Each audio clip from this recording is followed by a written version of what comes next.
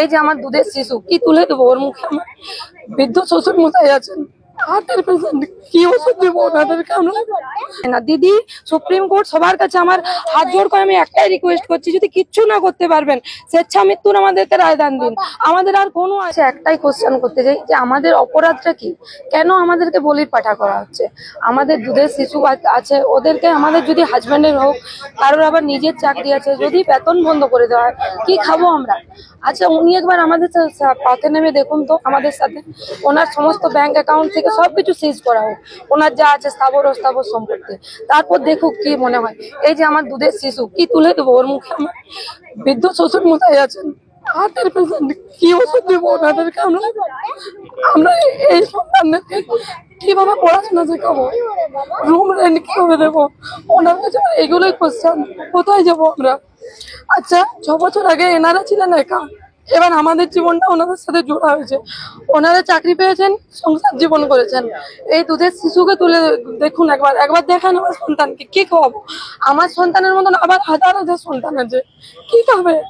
কোথায় যাবো আমরা? দিদি নামুক আমাদের সাথে।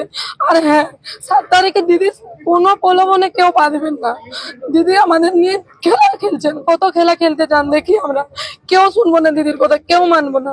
দিদি নেমে দেখুন আমাদের সাথে, রাস্তায় আসুন, পথে নামুন দিদি, তারপর দেখবো। হ্যাঁ, কোথা থেকে আমাদের হবে? এই মাসে মাইনে পেয়েছে, যেমন করে হোক রুম রেন্ট দিয়ে চলে যাবে, পরের মাসে রুম রেন্ট পাবো না, আমরা কোথায় যাবো? বাড়িতে একটা ঘর বানিয়েছি, শ্বশুর মশাই আর আছেন, সেখানে গিয়ে কি আমরা থাকতে পারবো? আমাদেরকে সবাই তো বলবে যে চুরির চাকরি কি সবাই দিয়েছে, হয়তো আমরা যোগ্য, কিন্তু আমাদের কাছে নিজের যোগ্যের কোনো প্রমাণ নেই। ওনার সব প্রমাণ লোপাট করেছে, বারংবার আমরা যেখানে ডেকেছে আমার হাজবেন্ড সেখানে গিয়ে প্রমাণ দিয়েছে। এবার কিভাবে আমরা বলতে পারি যে আমরা যোগ্য? দিদির কাছে সব আছে, কিন্তু দিদি দিচ্ছে কেন? দিচ্ছে না, কাকে বাঁচাতে চাইছেন? কাকে? আমরা কেন? আমরা গ্রামে পাড়াতে শ্বশুর মশাই শাশুড়ি মা কেউ বেরোতে পারছেন না, কেন আমাদেরকে কেন ইয়ে করতে হবে? এত উচ্চ শিক্ষিত হয়ে আমার হাজবেন্ড হচ্ছে ম্যাথমেটিক্সের, কিন্তু কেন আমাদেরকে এরকম বারবার কেন ইয়ে করতে হচ্ছে? আজ 1টা বছর ধরে আমরা জ্বলছি একই জায়গায়। আমরা চাইছি আমাদেরকে, আমার হাজবেন্ড হোক, আবার যাদের নিজের চাকরি আছে সবাইকে চাকরিতে বহাল, সবাইকে নিজের চাকরিতে ফেরানো হোক, সম্মানের সাথে যোগ্যদেরকে ফেরানো হোক। অযোগ্যদের আমরা কোনোদিন বলবো না, কারণ যেটা অন্যায় করেছে তাদের শাস্তি পাওয়া যাচ্ছে, কিন্তু আমরা তো কোনো অন্যায় করিনি। আমাদের অন্যায়ের প্রমাণ করুক, আমরা অযোগ্য প্রমাণ করুক। আমরা অযোগ্য বলেও প্রমাণ করতে পারিনি, যদি অযোগ্যতার প্রমাণই না করতে পেরেছে তাহলে এইরকম ডিসিশন কেন? সুপ্রিম কোর্টেই কেন দিল?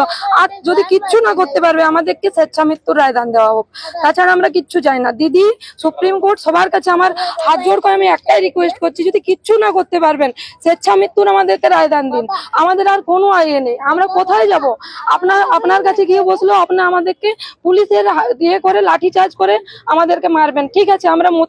আমরা এমনিতেই মরে গেছি, আমরা মরতে রাজি আছি। আমাদেরকে দেখবো কোথায় কে নিয়ে দিয়ে আমাদেরকে রাখে। আমরা এটাই দিদির কাছে রিকোয়েস্ট করলাম যে আমাদেরকে নিয়ে খেলবেন না, আপনার খেলা অনেক হয়েছে, বন্ধ করুন মাননীয়া, বন্ধ করুন এবার। আমার নাম সীমাপতি, হাজবেন্ডের নাম আশিসপতি।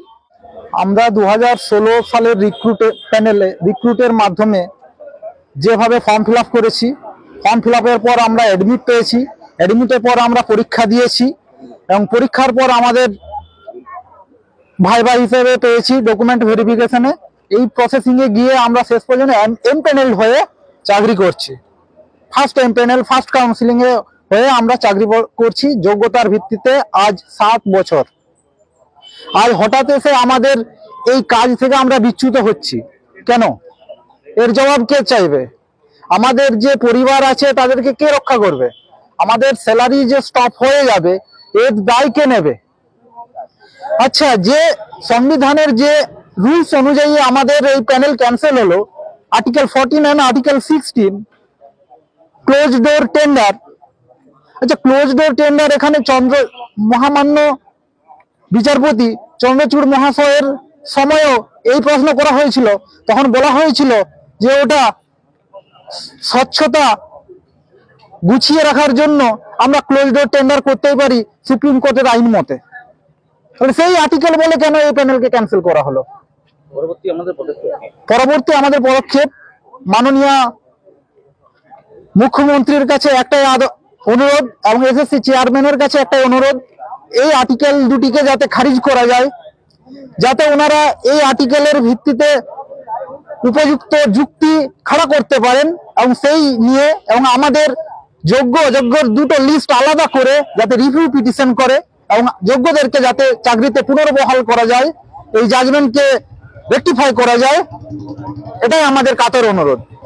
যদি না যায় তাহলে কিন্তু আমরা এবং আমাদের এই বাচ্চা আছে, আমার 4 বছরের, আমার ফ্যামিলি আছে, আমরা সবাই স্বেচ্ছা মৃত্যুর আবেদন জানাবো।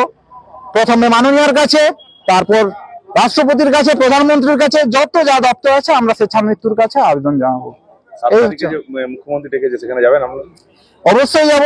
যদি তার কোনো সুরাহা না পাই তখনই আমরা ওখানেই জানিয়ে দেবো স্বেচ্ছা মৃত্যুর আবেদন। আমরা এই পয়েন্টগুলো তুলে ধরবো, কেন আর্টিকেল 14 এবং আর্টিকেল 16 এই 2 আর্টিকেল বলে আমাদের প্যানেল ক্যান্সেল হবে।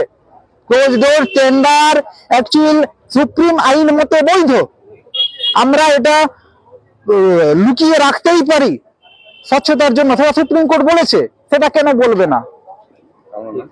আমার নাম উজ্জ্বল মুসিব, আমি ওরন্দা ব্লকের একটা স্কুলের যোগ্য শিক্ষক। এই আমার